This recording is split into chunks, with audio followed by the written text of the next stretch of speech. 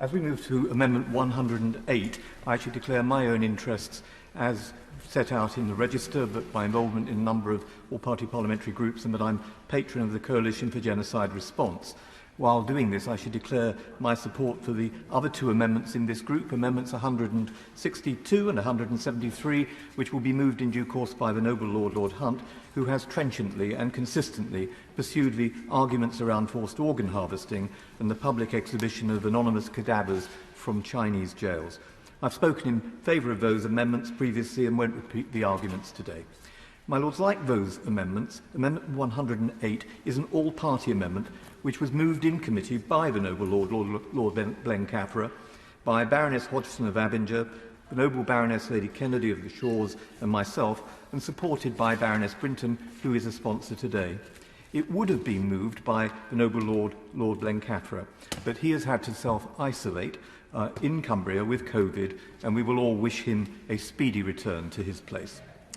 Now, yesterday he was able to attend an online meeting with the noble Lord Earl Howe and Lord Kamal, and he's asked me to move the amendment in his place. May I thank both ministers for their constructive engagement and pursue with them further some of the arguments and issues that we raised yesterday. During our discussion, the department told me that they'd found no evidence of child labour, forced labour or unethical behaviour, and indeed that was the repeat of a statement that was made to me in a parliamentary reply by the noble Lord Bethell when he was minister. But, my lords, how does that square with reports to the contrary in the public domain?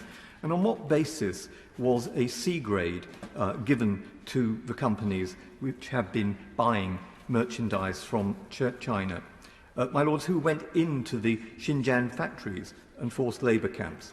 I should say that today, at 4:34, I was sent a letter from the department saying that there had been 13 performance areas that were asked according to something called Amphori BSCI monitoring, which isn't explained in the letter who they are, and perhaps the noble Earl will be able to tell us, and that they'd reached, and I quote, an acceptable level of maturity.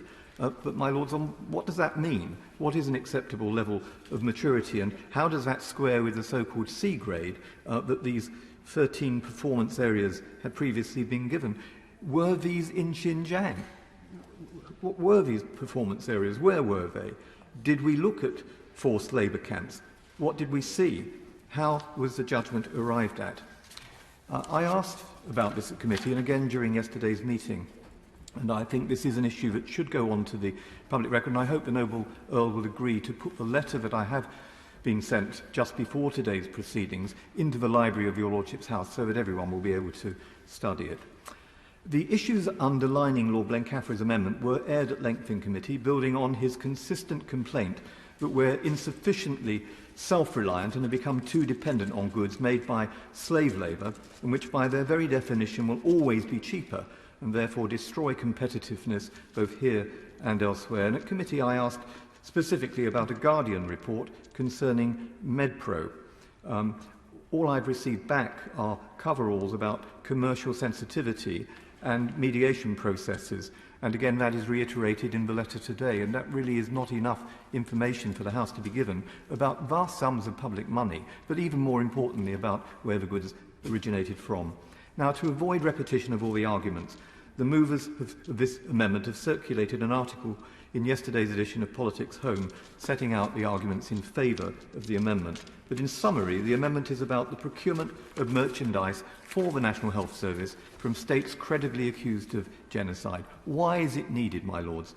Because of the possibility that perpetrators of this crime, above all crimes, are benefiting from procurement by the UK government. Because taxpayers' money on the proceeds of genocide and slave labour is unacceptable and should be, my lords, unconscionable.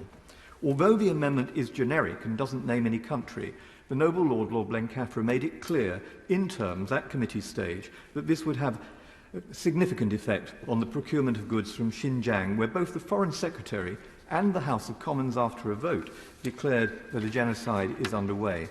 For the avoidance of doubt, the Department for Health and Social Care's own records showed that over the course of the pandemic, the department generated orders for 36.9 billion items of personal protective equipment. and that of these, 24.1 billion items have a country of origin recorded as China, including 10.7 billion gloves. In a reply I received last year, I was told that we had bought from China 1 billion lateral flow tests. And again, curiously, in the letter that I've received today, and perhaps again the Nobler will be able to amplify this, but on one hand, the letter says it would be commercially sensitive to tell me what has been spent on these items of PPE, specifically on lateral flow tests. And then elsewhere in the letter, it tells me that £4.8 billion has been spent. So it's either commercially sensitive or it's not, and I don't understand what the figure therefore relates to. My Lord, so how does the amendment address this? What is its purpose?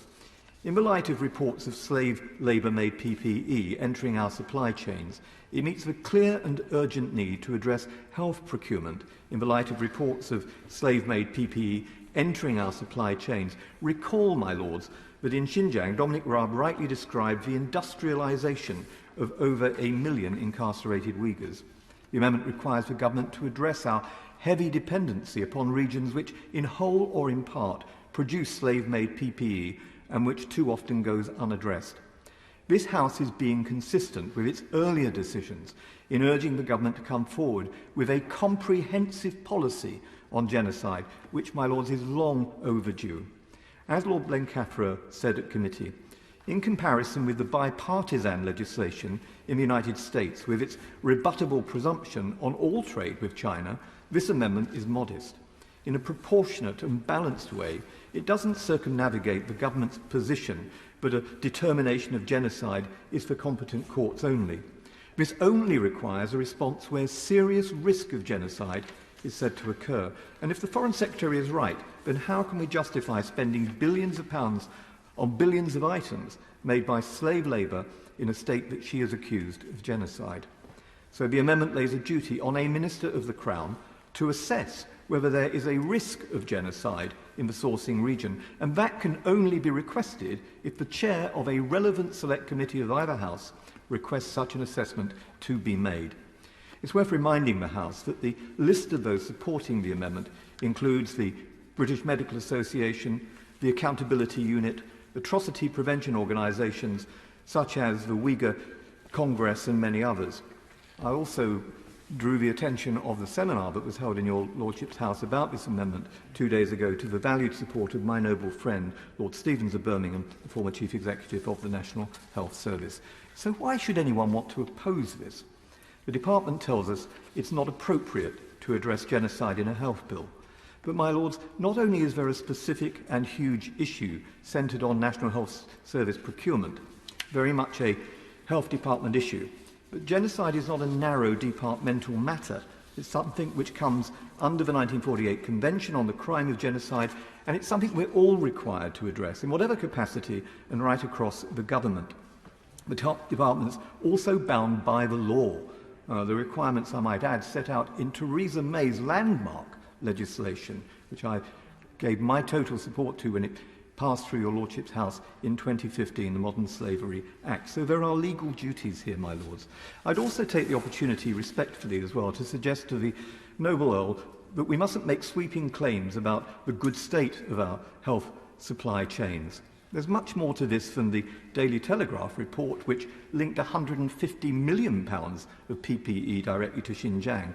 I've mentioned to the Noble Earl in conversation that Professor Laura Murphy's seminal report, In Plain Sight, details various NHS providers who are heavily implicated in China's labour transfer schemes, which are widely acknowledged to be involuntary work schemes targeted at ethnic minorities. I'm also aware that analyses are underway of NHS-procured PPE, which is highly likely to show that many constituents originate in Xinjiang, and I particularly draw the attention of the House to the extraordinary, I thought, remarkable speech that the Noble Lord Rooker made at committee stage, where he talked about the work of Oritain and how they could determine right down to the last shred the origins of cotton. Now, my lords, that is very significant, obviously, in this context, and I was really grateful that in the letter that I've referred to in the final paragraph, it says that the department officials will be happy to meet Oritain, and I think that's extremely welcome. But may I, while I'm at it, also refer the Noble Earl to this report from the House of Commons.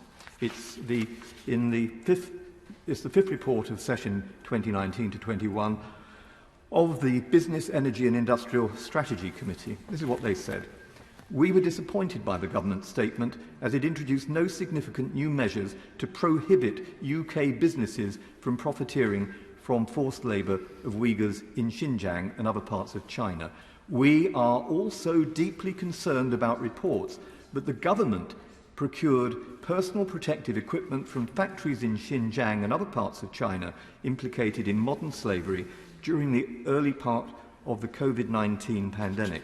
So, my lords, this is not scaremongering on the part of noble lords or people who just are perceived to be hostile to the Chinese Communist Party. This is a report of the House of Commons Select Committee, reputable reports for people of high academic distinction, and I do think that the noble lord Earl will want to study that perhaps in more detail.